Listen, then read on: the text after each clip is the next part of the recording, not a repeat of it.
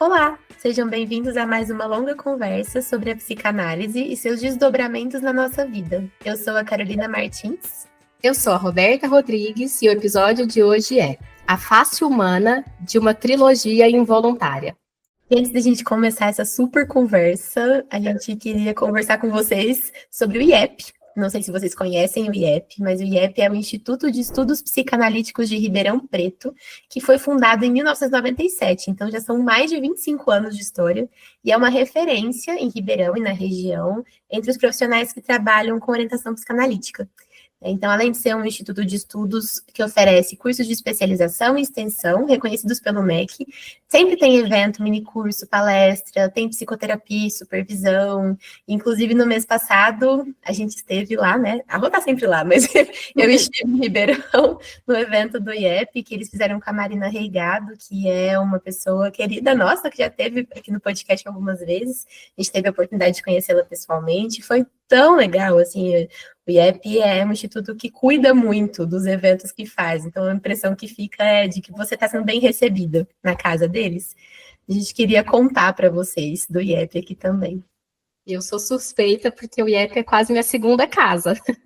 Eu fiz a minha pós lá no IEP, depois eu me tornei membro do instituto, já fui gestora dos cursos, atendi pelo projeto social do IEP, o que é muito legal. A gente tem uma lista assim, uma lista de espera curta, porque ela anda muito rápido, e muitas pessoas, os alunos da pós-graduação atendem as pessoas que buscam a psicoterapia num valor acessível. Então, eu já atendi pelo projeto social, hoje eu sou supervisora, então é um instituto que você entra para fazer uma coisa e você vai crescendo lá. Para mim é uma segunda casa, então para a gente aqui, a gente sempre escolhe muito a dedo, né, os nossos parceiros, e esse, eu sou muito suspeita, porque para mim é um lugar muito especial. Então, caso vocês também queiram conhecer o IEP, entrem no site www.ieprp.com.br ou nas redes sociais. No Instagram é @iep_rp, que lá tem todas as informações sobre os cursos, minicursos, eventos, como ser atendido pelos psicólogos que são membros, ou também para fazer supervisão. E depois contem para a gente o que vocês acharam do Instituto. Bora para a nossa conversa daqui de hoje? Bora!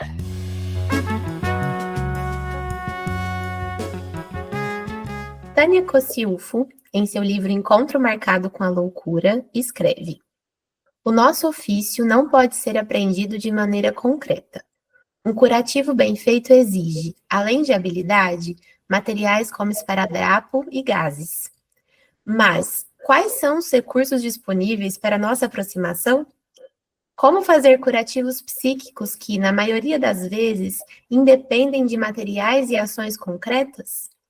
E com que asepsia podemos nos proteger do contágio? As feridas dos pacientes podem estar expostas e como podem ser cuidadas? Como tocá-las de maneira a não provocar dor maior?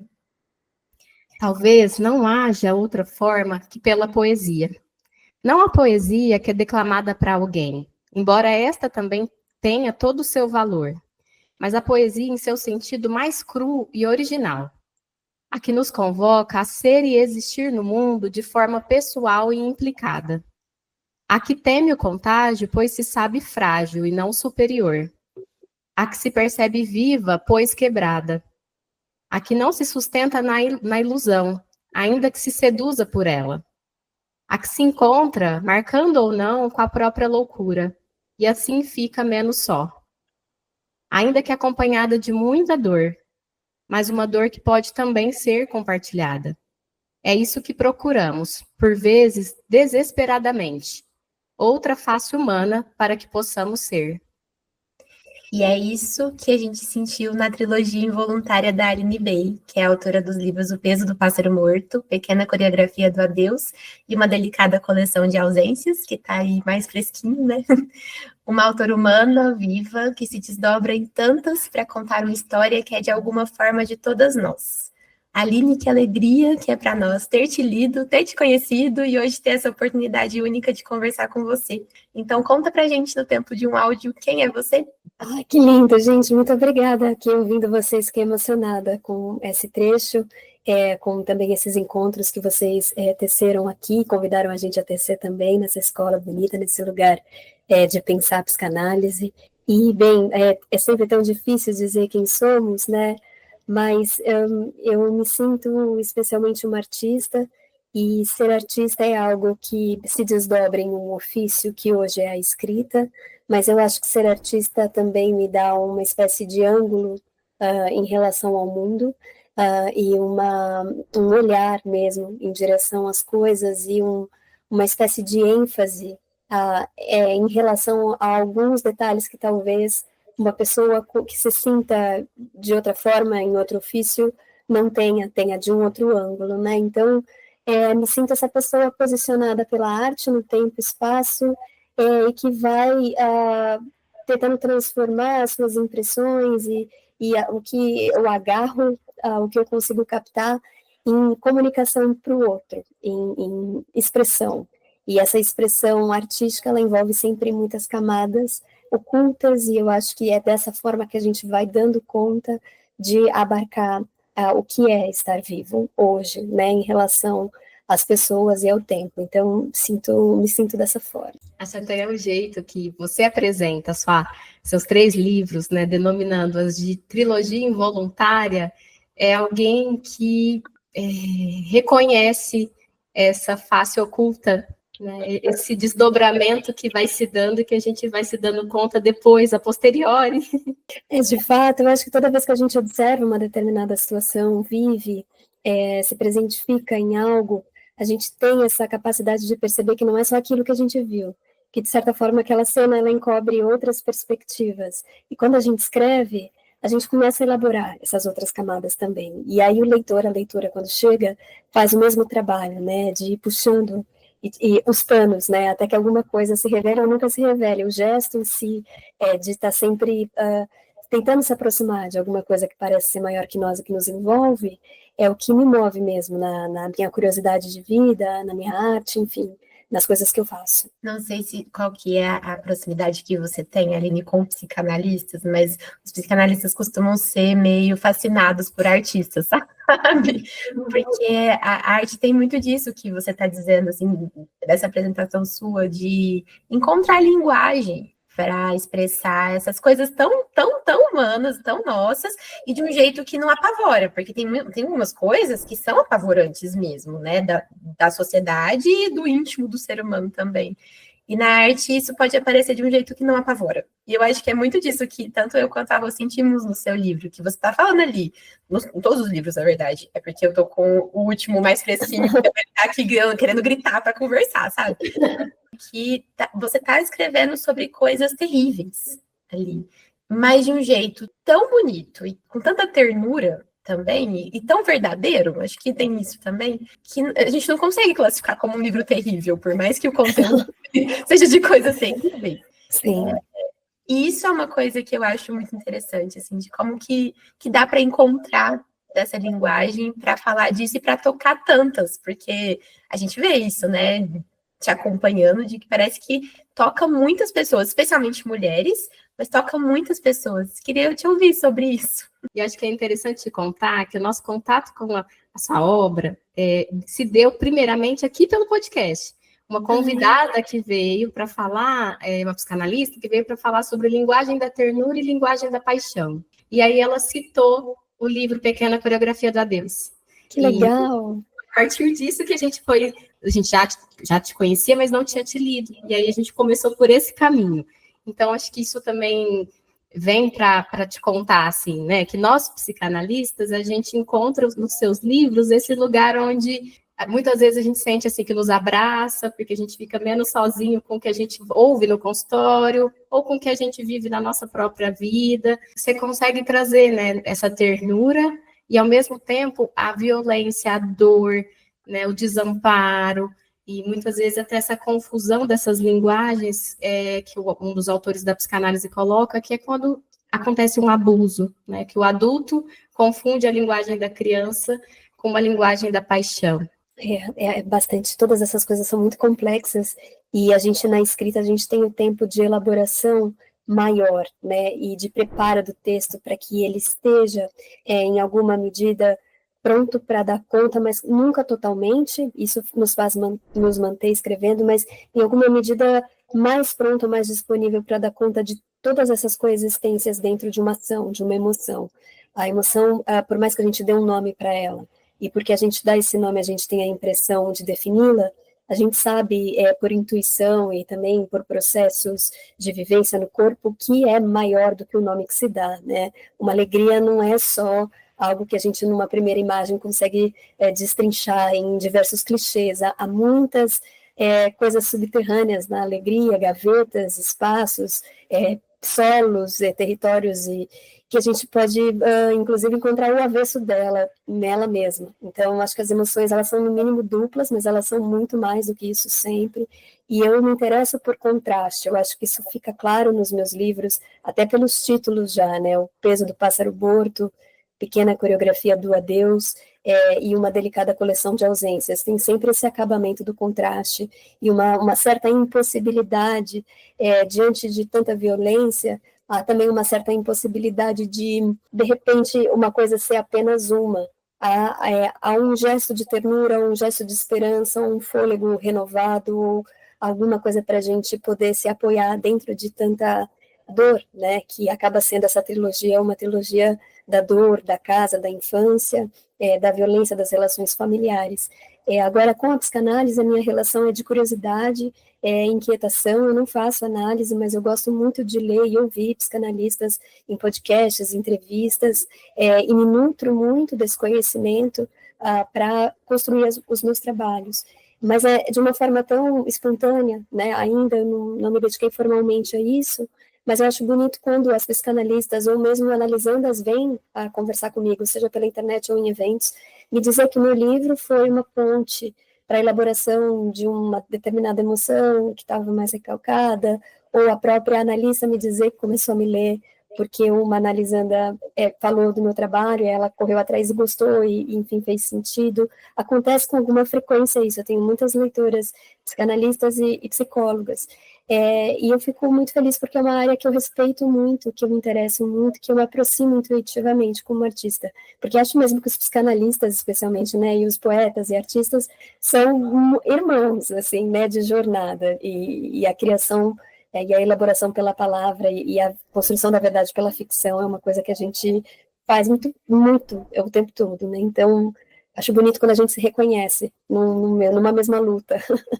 Até isso das pessoas se reconhecerem nas personagens deve ser tão interessante. Eu fiquei aqui pensando nisso, né? Porque uma coisa, até falei pra Rô, quando eu terminei de ler Uma Delicada Coleção de Ausências, a minha sensação é quase de ter conteúdo exposto, assim, de ter a clínica exposta, sabe? De que aquilo, as histórias das 4 mulheres, assim, poderiam, até na verdade, até das amigas da Laura também, poderiam ser histórias que a gente ouviria na clínica, sabe? E aí isso me fez pensar, assim, que a hora que a hora que nasce um personagem, ele meio que vira do mundo. Fiquei com isso na cabeça, assim, como que é isso para você? Para mim é natural, e eu acho que ele é do mundo, sempre foi, ele nunca foi meu. Eu tive uma vivência profunda com aquele personagem, com aquelas personagens por um período. É claro que depois que termina uma história, há algum distanciamento das minhas personagens, mas ainda assim eu sinto que elas existem, principalmente as que mais me marcaram, porque elas, para mim, funcionam como arquétipos. Então, se eu pego, por exemplo, a Júlia Terra, que é a minha protagonista de Pequena Coreografia do Adeus, é a primeira vez que uma artista, assumidamente artista, percorreu as minhas linhas por longos anos aí de trabalho. E ela abre, então, um portal para outras artistas, e artistas, pessoas de vários gêneros, existirem na minha escrita. Então, a Laura, que é uma artista também, e a Margarida, que é uma artista também, só foi possível dentro da minha jornada de texto porque a Júlia existiu com tamanha luminosidade a ponto de abrir uma espécie de túnel de máscaras, onde ela é a guardiã, mas há muitas outras possibilidades e desdobramentos. Quando eu penso, por exemplo, no seu Luiz, que é um personagem do Peso do Pássaro Morto, que é um benzedeiro, uma figura mítica, uma figura que faz parte da nossa cultura, né, de Brasil, e especialmente num Brasil mais profundo, ele abre um portal também muito interessante para mim, para falar desses conhecimentos da Ordem do Mistério, e que tem muito dessa quiromancia da Margarida também, e outros personagens que podem se desdobrar. O Vento, esse cachorro, né, que é esse cachorro que se metamorfoseia, porque é um cachorro que envelhece tanto, mas que continua ali, que não se sabe se é um cachorro, ele abre espaço para a animosidade do meu texto. Então, é assim que eu me sinto, os personagens, eles não vão embora, eles continuam gerando outras máscaras, mas eles nunca foram meus. Eu me sinto atravessada por eles, como se eu fosse um canal por onde eles pudessem passar e tirar um pouco da minha carne, da minha ossatura, da minha presença de pessoa, para habitar o texto com desenvoltura e permanência, porque se eles fossem só o que é de oco da minha imaginação, só para mim, aí eles não iam conseguir ficar de pé nos textos depois, e eles precisam ficar de pé diante do leitor e da leitora, né? E depois eles vão viver na cabeça das pessoas, porque daí quando um livro se fecha, ele vai começar a crescer, se ele tiver sorte e a leitura permitir e o livro tiver consistência para isso, ele vai começar a existir na pessoa que leu. E essa é a melhor parte, né? O que fica dos livros que a gente leu.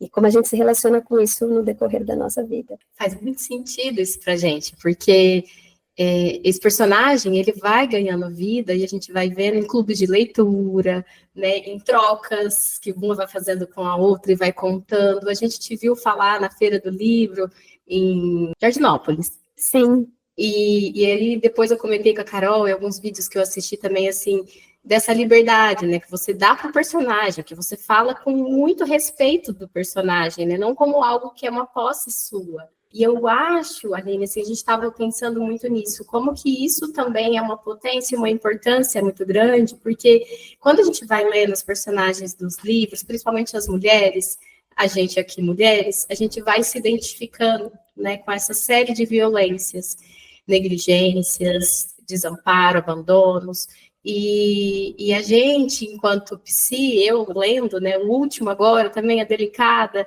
eu falei para Carol, Carol, em que parte que você tá? Uma parte tão doída, mas tão doída. E a Carol ainda não tinha chegado nessa parte, aí depois ela chegou e a gente trocou entre a gente. A gente fica assim, nossa, como será que seria, né, a vida dessas personagens se elas tivessem podido ter um espaço de escuta, né? Isso que a gente vive no nosso consultório, quando a gente chega, recebe essa mulher, a gente pode ouvi-la, e daquilo vai se desdobrando, né? Vai tendo outros caminhos.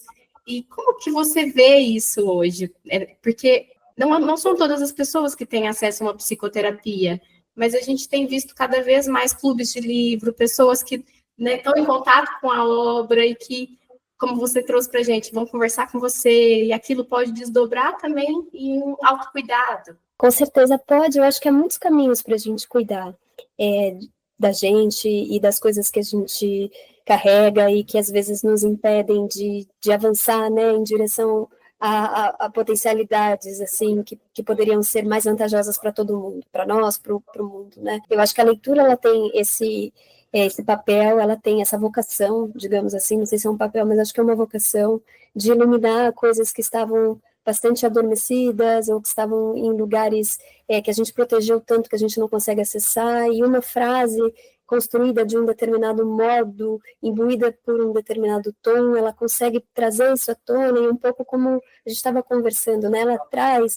mas ela não traz só o terror da coisa, ela também traz o gozo, ainda que não seja assim por camadas de acontecimentos, mas pela beleza do ritmo, ou pelo modo quase que a gente saliva ao ler. Por exemplo, eu pego Clarice Lispector, assim, ela traz coisas brutais para mim, mas com uma beleza de frase, uma beleza de texto que me assombra tanto que eu consigo digerir aquilo, eu consigo me agarrar aquilo, eu consigo compreender aquilo, né? Porque na literatura é bonito como forma e conteúdo tão conectados que a gente não consegue separar.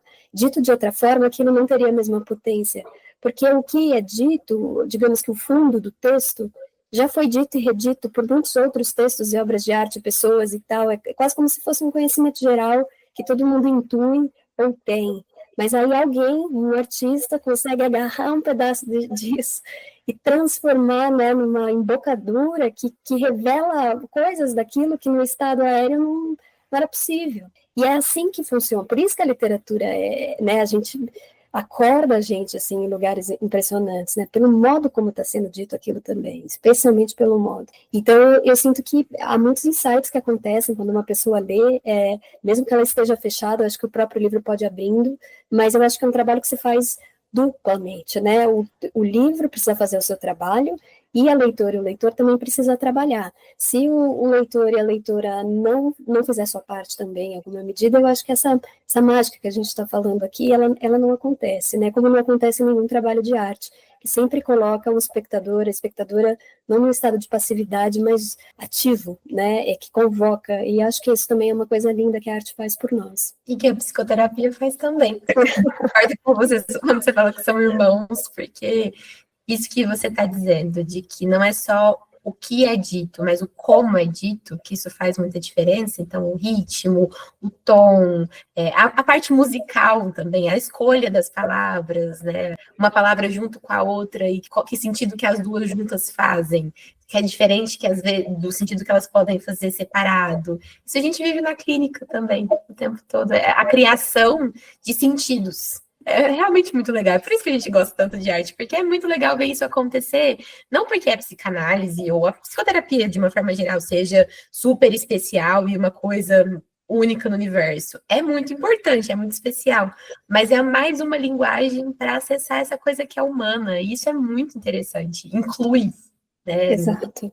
Fica à parte, assim, é legal ver isso no seu discurso, porque a hora que você foi falando, eu fui super identificando várias coisas, inclusive que a gente já conversou no podcast, né, Rô, assim, do que importa ali a hora que a gente tá com o paciente, sabe? Que lindo, muito bonito. Me fez lembrar uma frase do Bion, que é um autor que a gente estuda muito. Na verdade, eu pensei em duas coisas. Uma que eu pensei em falar sobre um conceito dele, né, que o pensamento, ele já está. Precisa que a gente pense o pensamento que já está. E foi o que você acabou de dizer, né? Exatamente.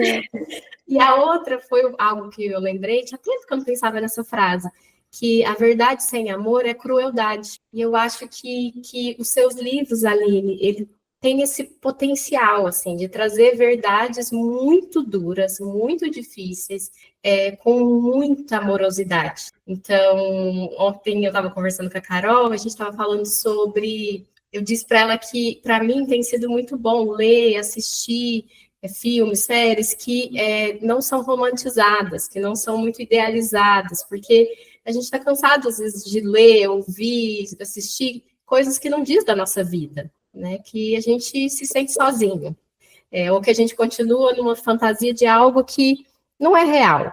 Por outro lado, na hora que eu tô lá, vou contar do último que a gente leu agora há pouco tempo, tô lendo lá, e não vou dar spoiler, tá, pessoal? Não precisa parar, mas que a gente tá lendo, e de repente vai acontecendo algo com a Laura, que a gente não é o que a gente imaginava, não é o que a gente gostaria que acontecesse com ela, precisa até de uma pausa, né? Porque é a hora que a realidade se impõe e tem um lado que pensa, poxa, mas não podia ser algo um pouco mais romântico, menos sofrido, menos doído.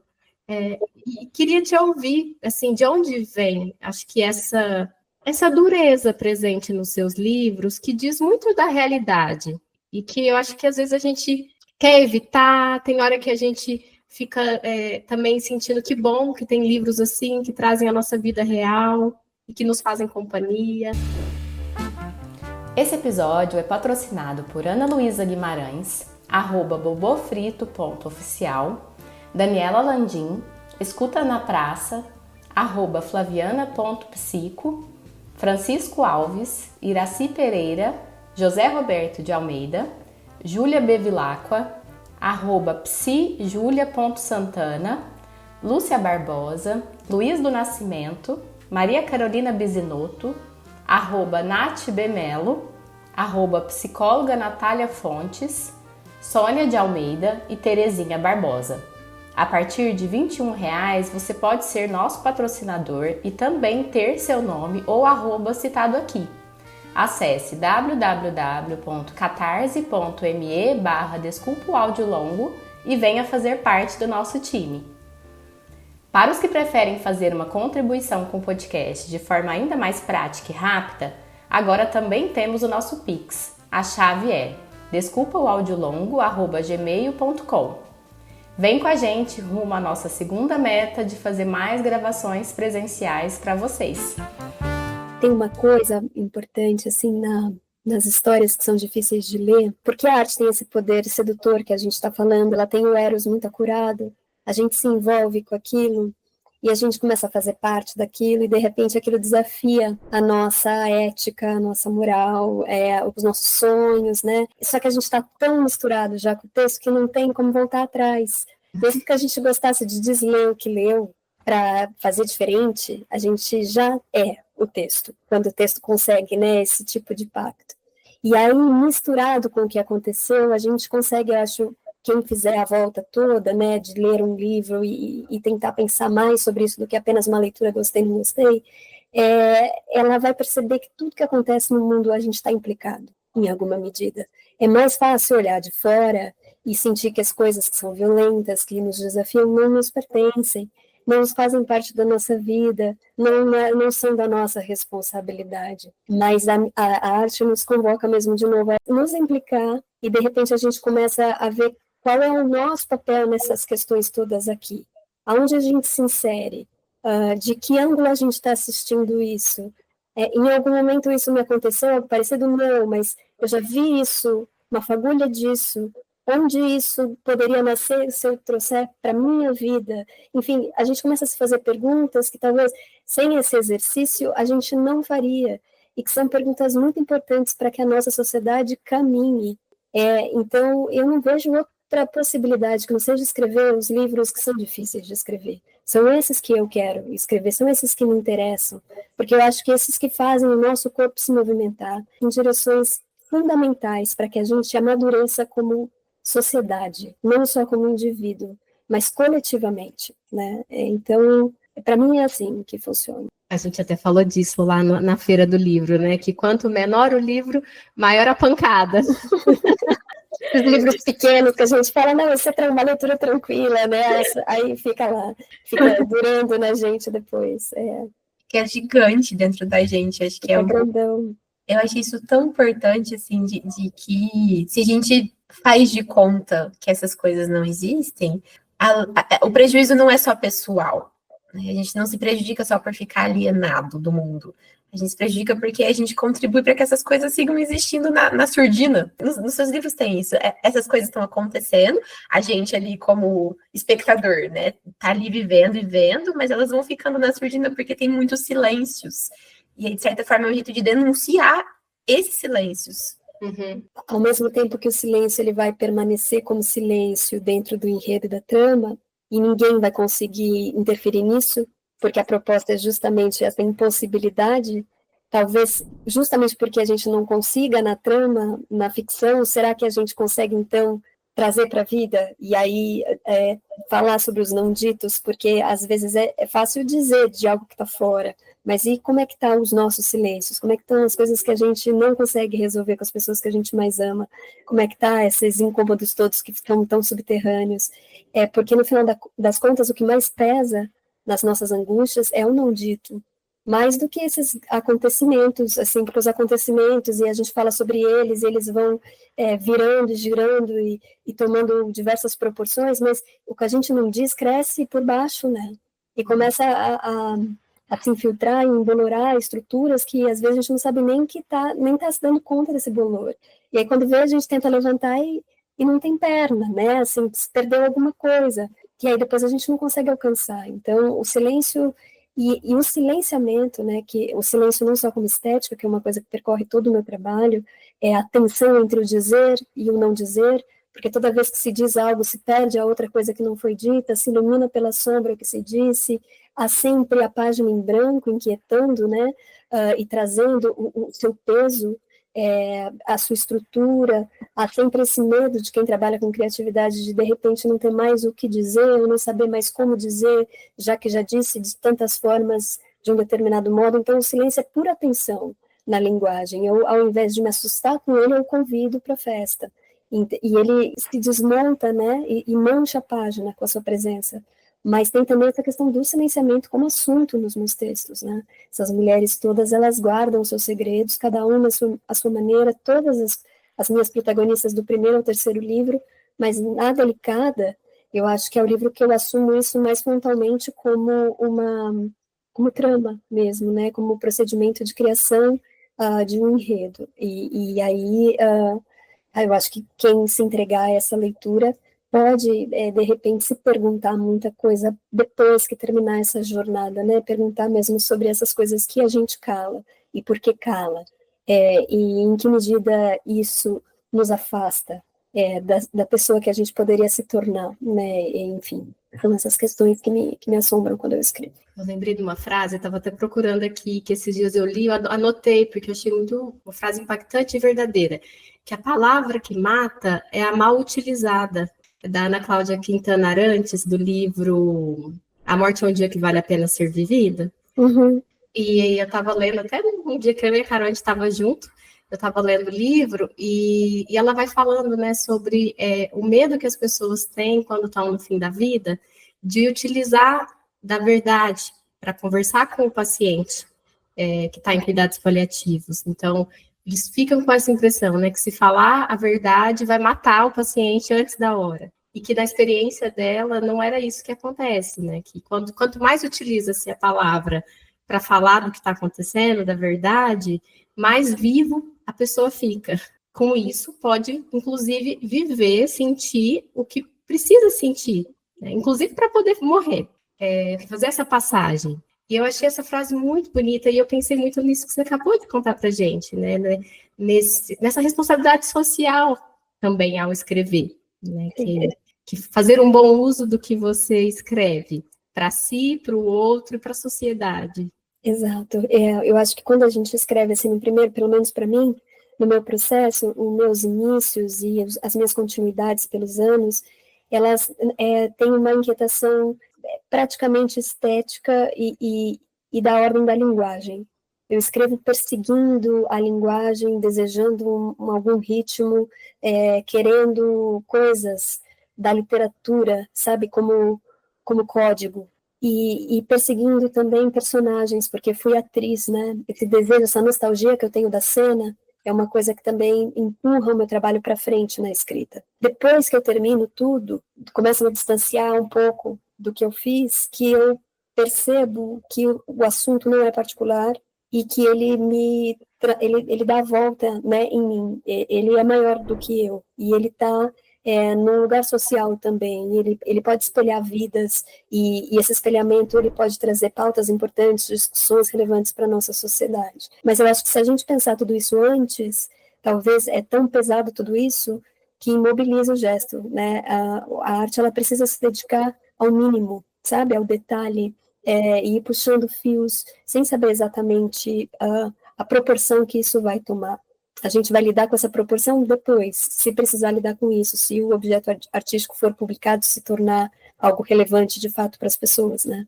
Mas eu acho que o artista não deve olhar tão longe assim, porque corre o risco de perder a oportunidade de fazer algo íntimo e de repente ficar com um tom que seja um tom mais político, né? E esse tom pode perder as outras camadas que precisam ser debatidas também, que são complexas, que exigem paciência e silêncio para se revelar. Importante, né? É um convite importante, uma baita de uma responsabilidade. Super. E na verdade, é uma convocação, né? Mas ao mesmo tempo, é tão orgânico para mim. Esse é o meu trabalho, sabe? Eu sempre tive essa clareza como pessoa. Isso de ser uma artista, como eu disse lá no comecinho, me coloca numa leveza enorme também, porque eu sei que esse é o meu lugar no mundo, essa é a minha contribuição, esse é o meu gesto primordial. Então, me sinto muito dentro da vida que eu gostaria de estar vivendo, sabe? Estou exatamente onde eu queria estar. Isso é muito poderoso, né? Ainda mais sendo uma mulher jovem. Então, mesmo sendo muito difícil escrever, é um lugar que eu gosto de estar. Isso é extremamente poderoso e extremamente convidativo também, sabe? Sim. O convite está nisso também, né? Isso é uma entrelinha, que não é tão entrelinha assim, mas de convidar mulheres jovens também a ocuparem um lugar que elas se sentem vivas ocupando. Exato, exatamente. E parece simples, mas às vezes a gente dá tantas voltas para finalmente chegar onde a gente sempre quis estar, né? Então é bonito estar, né? Uma pergunta muito de leitura, sabe? Porque a gente está falando dessa coisa do silêncio, e o silenciamento é uma coisa muito ruim, mas tem uma coisa que aparece nos seus livros que é isso de fugir.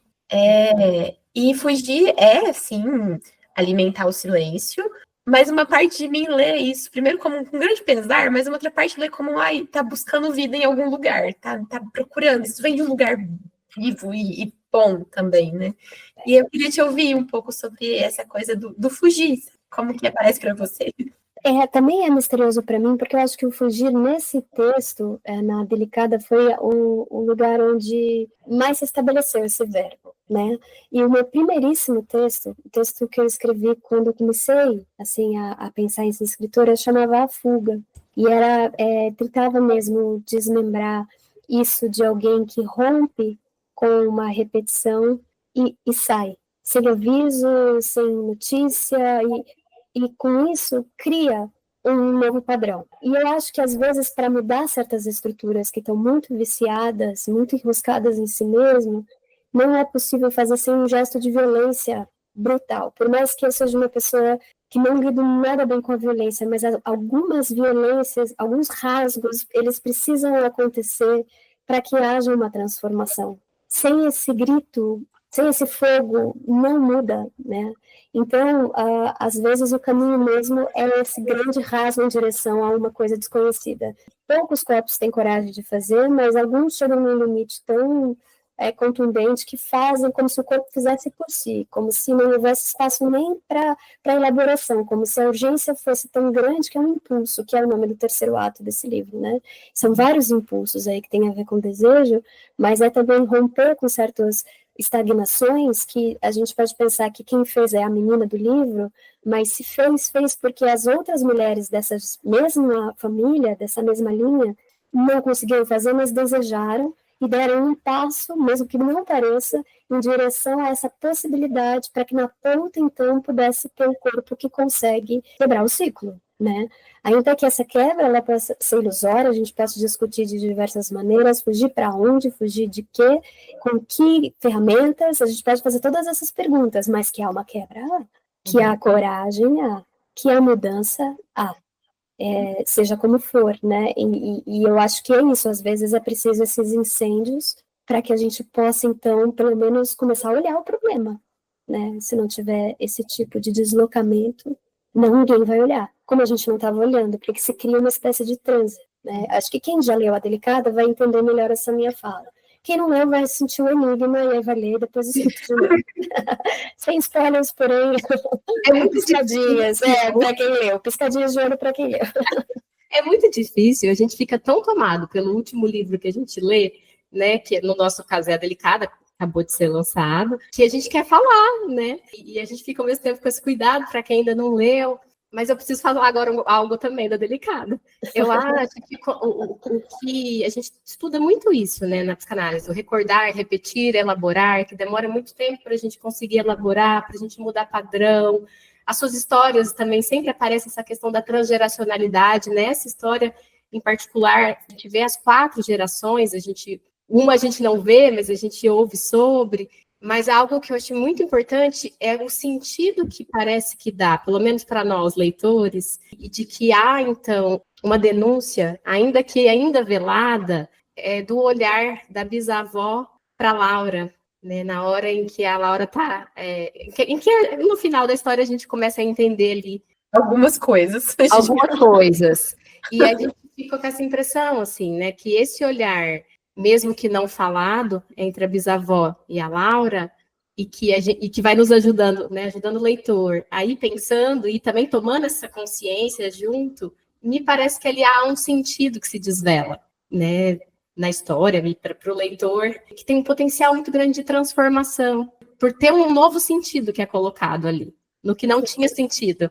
Totalmente, linda a sua leitura, Roberta. Eu senti isso também quando eu estava compondo essa cena, e essas 2 mulheres, são 4, né, como a Roberta falou, a Laura, que é a mais jovem, a neta, a mãe dela, Glória, que é uma presença, ausência, no livro ela não está, ela fugiu, abandonou a filha logo depois do parto, a Margarida, que é a avó-mãe, né, que cuida da neta como se cuidasse da filha, inclusive nessa transferência mesmo, né, de trazer uma camada super protetora, porque o gesto dela é duplo, né, em direção ao corpo que está e o que não está, né, então ela cuida das duas. E aí temos a Filipa, que é a mãe da Margarida, bisavó, que aparece na metade do livro, e que é uma presença na casa que interrompe uma rotina lúdica, quase idílica, né, que se estabelecia já com algum ruído, a gente percebe, mas tinha uma rotina, e essa bisavó perturba tudo isso, revira tudo isso com a sua presença, porque a relação dela, da Margarida e dela, é uma relação complexa, de duas mulheres que se escutaram muito pouco ao longo da vida e que, de repente, tem essa imposição, né, familiar de estarem dividindo o mesmo teto. E os prazeres e gozos que isso também pode proporcionar, porque o livro também olha para isso. Mas, em questão, a Filipa, ela é uma senhora extremamente religiosa, católica, e ela tem muitos preconceitos, né?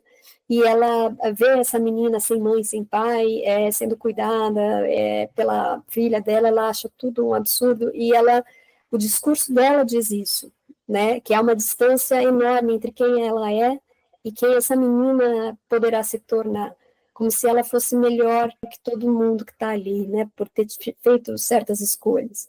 No entanto, não é isso que o corpo das duas dizem, porque, ainda que o discurso seja esse, as duas se interessam muito uma pela outra e dividem a cama, inclusive, né, dormem juntas, futuro e presente, né, dormem juntos, e dormindo juntas e se interessando silenciosamente uma pela outra, elas vão costurando uma relação por baixo da casa, não assim no falar, mas nos gestos, nos pequenos gestos que às vezes só quem vê é o leitor. Porque às vezes uma está dormindo, às vezes ela está olhando para a TV, aí quando uma olha, a outra não está vendo, ainda que a gente saiba, todas elas precintam tudo, porque é uma casa onde tudo se vê, né? Mas a triangulação é principalmente com a leitora e com o leitor que está percebendo que essas duas estão criando uma teia de afeto, ainda que seja contra a vontade, principalmente da Bisa, né? Mas aquilo já está acontecendo, elas já são a mesma pessoa, elas começam a se engolir, a se pertencer, a se amar, a se odiar, a se provocar, que é muito o que acontece mesmo, né, com as nossas relações familiares. Então, esse olhar, né, tinha que ser dado pela matriarca. Como é bom te ouvir, Aline. Ai, muito bom. Antes da gente ir para a Caixa de Pandora, a gente quer também falar de algo assim que está sendo muito importante para a gente. A gente está junto com a jornada de psicanálise da USP de Ribeirão Preto, cujo o tema esse ano da jornada é um tema também desses assim importantíssimos, que é fascismo, infocracia e desesperança coletiva. A psicanálise existe e resiste? É um evento, né, que vai acontecer da jornada no dia 4 de outubro de 2025, e o Desculpa o Áudio Longo vai estar lá. Eu e a Carol vamos estar lá no evento. Conta um pouquinho, Carol. A gente vai participar do evento como intervenção. A gente está muito empolgada com isso, porque a gente tem tido algumas ações que têm permitido que a gente esteja concretamente com as pessoas, né, de corpo presente com as pessoas, e a ideia é estar lá também para pensar esse assunto. E eu acho que tem até muito sentido a gente conversar disso no finalzinho da nossa conversa com a Aline também, pensando que é um assunto que também não pode ficar silenciado, e que muitas vezes é mais confortável não falar sobre, mas que desse conforto também sai muito prejuízo pessoal e social. Então, a gente vai estar lá para pensar junto algumas coisas, de ter uma intervenção lá com o pessoal na hora do intervalo, a gente vai poder apresentar também o que é o podcast, mas mais que isso, a gente queria convidar vocês porque está muito legal, assim, a estrutura do evento. Tem uma página também que tem a programação toda, as pessoas que vão estar lá, e é de manhã e à tarde, só um sábado. Acho que vai ser bem legal das pessoas poderem participar. Quem quiser saber mais, é só entrar no Instagram, @Jornada de Psicanálise USP-RP, que lá tem todas as informações.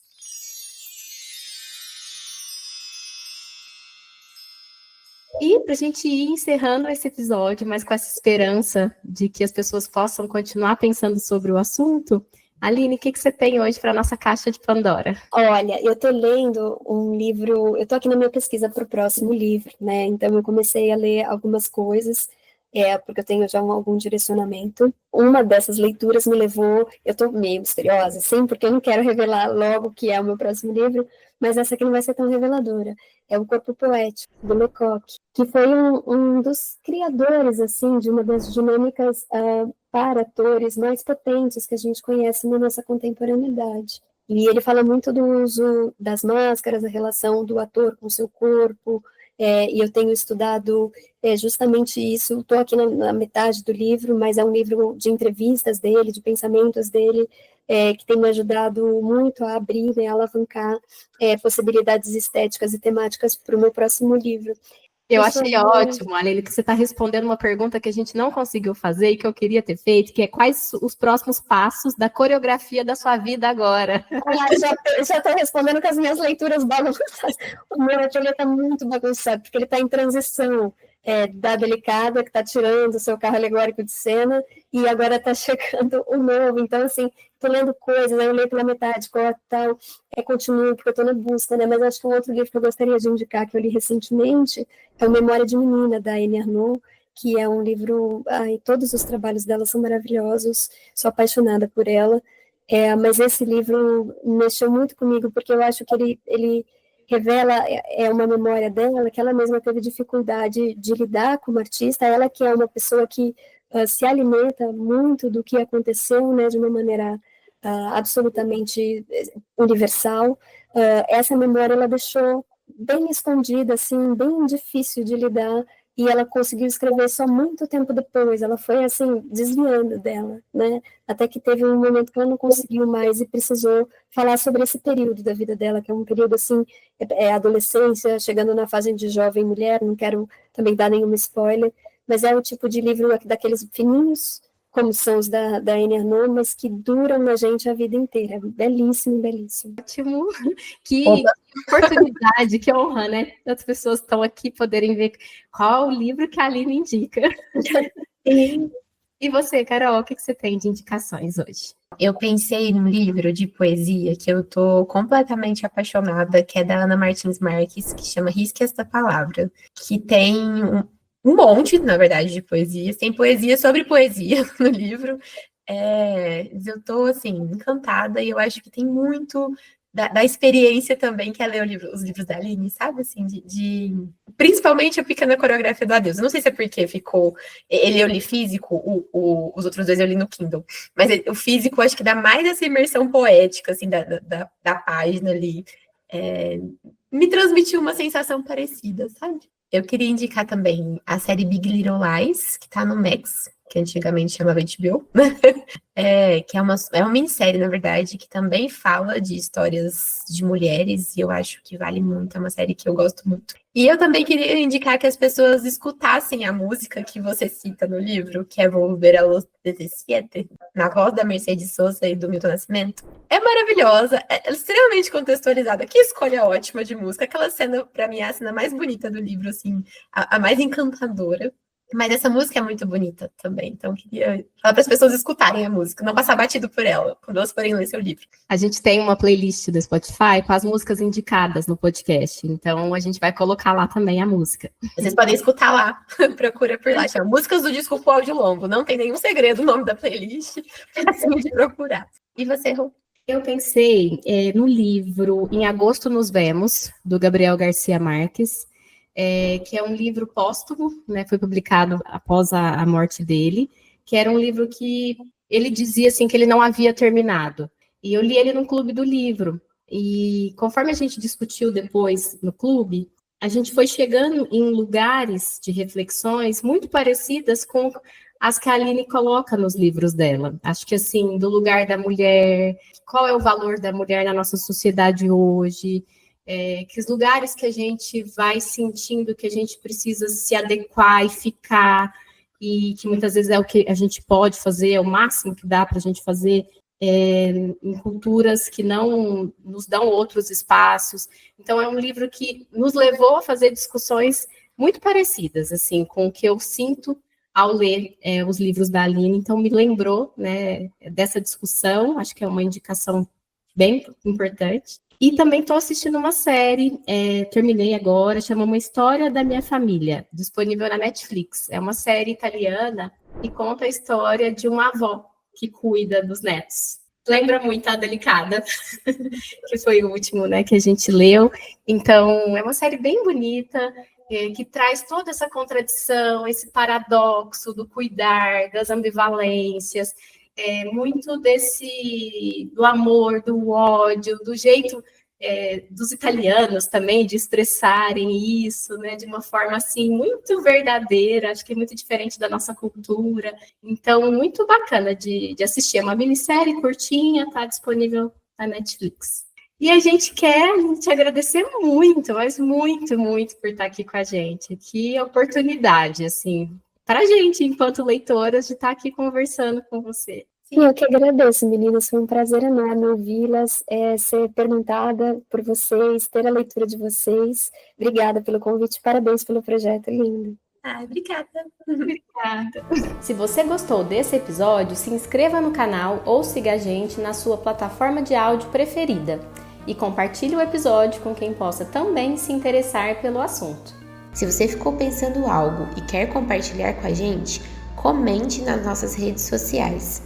E se você quer conversar mais de pertinho com a gente pelo grupo do WhatsApp e receber newsletters quinzenais, seja um apoiador pelo Catarse. Até o próximo episódio!